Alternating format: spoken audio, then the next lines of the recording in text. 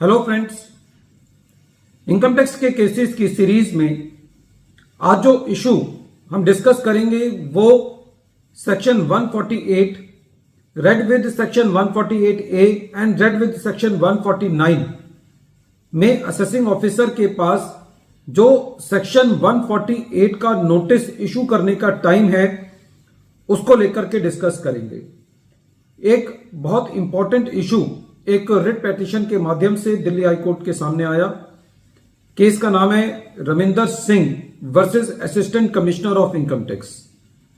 यह case 461 ITR page number 368 पर report हुआ। मैटर दिल्ली हाई कोर्ट ने डिसाइड किया और इस केस का जजमेंट 5 सितंबर 2023 को आया।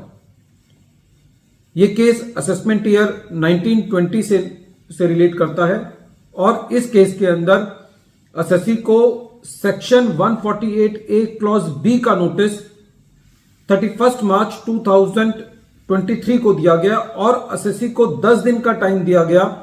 10 अप्रैल 2023 तक का टाइम दिया गया उस नोटिस का रिप्लाई करने के लिए। यदि हम सेक्शन 149 के मुताबिक देखें, यदि असेसी की इनकम एस्केप करती है तो असेसिंग ऑफिसर असेसी को 3 साल तक सेक्शन 148 का नोटिस इशू कर सकता है। यदि इनकम जो एस्केप कर रही है वो कितनी भी इनकम है, लेकिन यदि वो इनकम 50 लाख रुपए से ज्यादा एक्सीड करती है तो असेसिंग ऑफिसर 3 साल के बियॉन्ड जा सकता है। प्रेजेंट केस में क्योंकि असेसमेंट ईयर 1920 था, असेसिंग ऑफिसर ने जो असेसी को शोकोज नोटिस दिया था सेक्शन 148A क्लॉज बी का, वो 31 मार्च 2023 को दिया था। यदि हम इस लिहाज से देखें तो सेक्शन 149 के मुताबिक असेसी को सेक्शन 148 का नोटिस 31 मार्च 2023 तक मिल जाना चाहिए। लेकिन यदि हम सेक्शन 149 को पढ़ते हैं और सेक्शन 148A क्लॉज डी को पढ़ते हैं तो इन सब प्रोविजंस की कोज्वाइंट रीडिंग से यह पता चलता है कि जब असेसिंग ऑफिसर असेसी को सेक्शन 148A क्लॉज बी का नोटिस देता है और उसको जो टाइम पीरियड देता है उसको रिप्लाई करने के लिए, तो वो टाइम पीरियड उस पीरियड से एक्सक्लूड किया जाना चाहिए जिस पीरियड के अंदर असेसिंग ऑफिसर को सेक्शन 148 का नोटिस इशू करना है। तो यदि प्रेजेंट केस में 3 साल देखे जाएं तो वो 3 साल 31 मार्च 2023 को खत्म हो जाते हैं। लेकिन क्योंकि असेसिंग ऑफिसर ने 10 दिन का टाइम दिया था असेसी को रिप्लाई करने के लिए, तो हम 31 मार्च 2023 में 10 दिन जोड़ते हैं तो वो टाइम पीरियड 10 अप्रैल को खत्म होता है। जब असेसी को ये नोटिस मिला, सेक्शन 148A क्लॉज डी का ऑर्डर मिला और नोटिस मिला सेक्शन 148 का, तो असेसी का यह कहना था कि क्योंकि असेसी को यह ऑर्डर 17 अप्रैल को मिला तो यह नोटिस टाइम बार है, क्योंकि खाली 10 दिन का पीरियड एक्सक्लूड किया जाना चाहिए।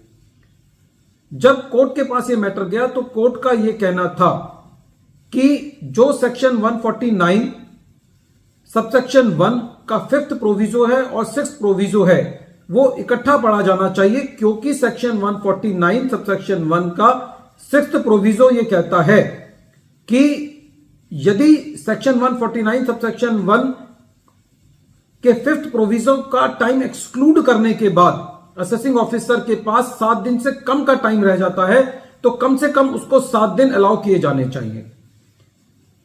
अब यदि हम इस केस को सारे प्रोविजंस को इकट्ठा करके देखें तो असेसिंग ऑफिसर को यह नोटिस 31 मार्च 2023 तक देना था। 10 दिन का असेसिंग ऑफिसर ने टाइम दिया तो वो टाइम एक्सक्लूड किया गया। उस टाइम को एक्सक्लूड करते हैं तो असेसिंग ऑफिसर को यह नोटिस 10 अप्रैल 2023 तक देना था। अब क्योंकि उसके पास एक ही दिन कोई भी टाइम नहीं बचा तो उसको कम से कम 6th प्रोविजो के हिसाब से 7 दिन और मिलने चाहिए। इसीलिए जो असेसिंग ऑफिसर ने असेसी को सेक्शन 148 का नोटिस 17 अप्रैल 2023 को दिया, वो नोटिस विद इन लिमिट्स है और वो नोटिस इनवैलिड नहीं है। फ्रेंड्स, आज की डेट में सेक्शन 148, सेक्शन 149, सेक्शन 148A का पूरा प्रोसीजर इतना कॉम्प्लेक्स है कि हमको जब भी हमको नोटिस मिले तो हमें इन प्रोविजंस को साथ में रख के ये देखना है कि वो हमारा नोटिस वैलिड है या नहीं, क्योंकि यदि नोटिस एक दिन भी डिले हो जाता है तो वो नोटिस इनवैलिड होता है।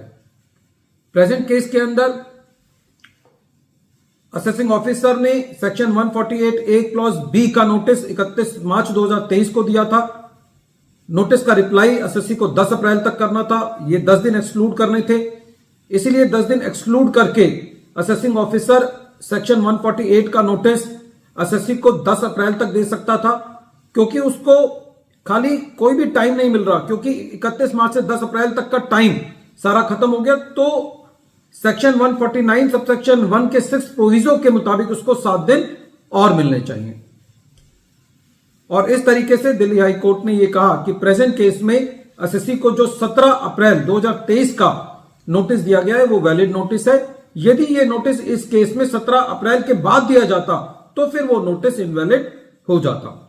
वीडियो के अंत में एक बार फिर मैं केस का नाम रिपीट कर रहा हूं। केस का नाम है Raminder Singh versus assistant commissioner of income tax, और ये केस 461 ITR पेज नंबर 368 पर रिपोर्ट हुआ।